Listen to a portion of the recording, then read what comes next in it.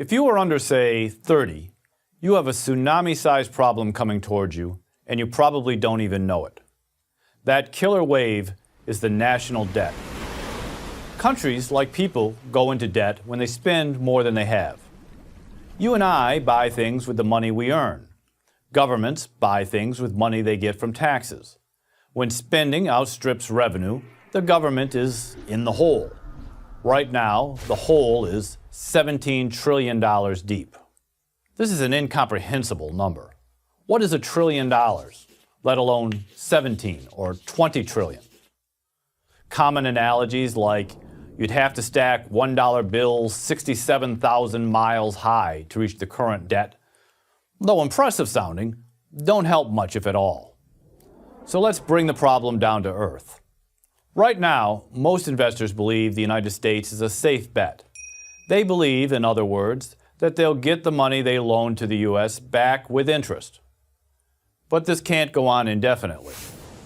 At some point, investors are going to say, "You have too much debt. You're a bad risk. No more money." What happens then? Well, we don't have to guess. We can look at Europe, specifically Greece. Investors were happy to loan Greece money until 2010, when it finally dawned on them that Greece couldn't possibly pay them back. Almost overnight, Greece became a very bad credit risk, and the economy went into a death spiral. Businesses failed, thousands were thrown out of work, the government couldn't pay its bills. Germany and the other European economies had to step in and bail Greece out, but the Greeks suffered terribly. The same thing happened in Portugal and Spain.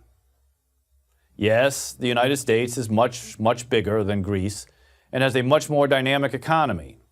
That's true, but the principle doesn't change. We can borrow more money than Greece, but sooner or later, investors will say no more. And if they ever do, our economy will go into the same downward spiral the Greek economy did. Here's another point. At the time I'm giving this course, the interest on our debt is very low, around 2%. But what happens when the interest rate rises from 2% to the much more normal 5%, as it inevitably will?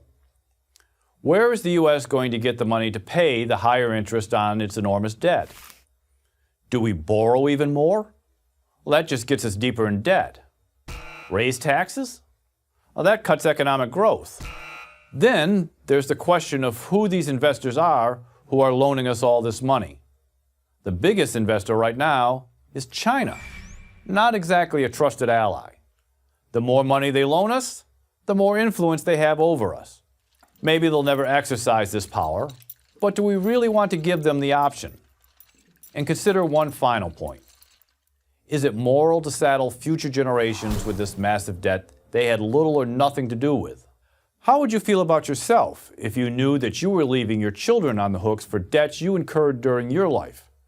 You had a great time living in a big house, driving a nice car, but you never paid for these things. You left it to your son or daughter to pick up the tab. That's why the people who should care the most about the national debt are young people. They're the ones who will be stuck with the bill. Seniors, and even those who are now in middle age, the ones who took on all this debt, might be able to shrug it off. But young people in their 30s or younger can't, or at least shouldn't. Is there a good way out? Yes, there is. If the economy grows robustly, the government will take in more revenue, and it can then use that increased revenue to pay the debt down. The second way out of debt is to cut spending. If we spend more than we take in, which is what we've been doing, we're going to go deeper and deeper into debt. Common sense would suggest that we bring our revenue, the money the government takes in taxes, and our spending in line. If you combine the two, robust growth and reduced spending, we have a real chance to get control of our national finances. So is the debt a big problem? If you're worried just about tomorrow, probably not. But if you're worried about the future, and especially if you have a lot of future in front of you, yes, it is a really big problem, as big as a tsunami.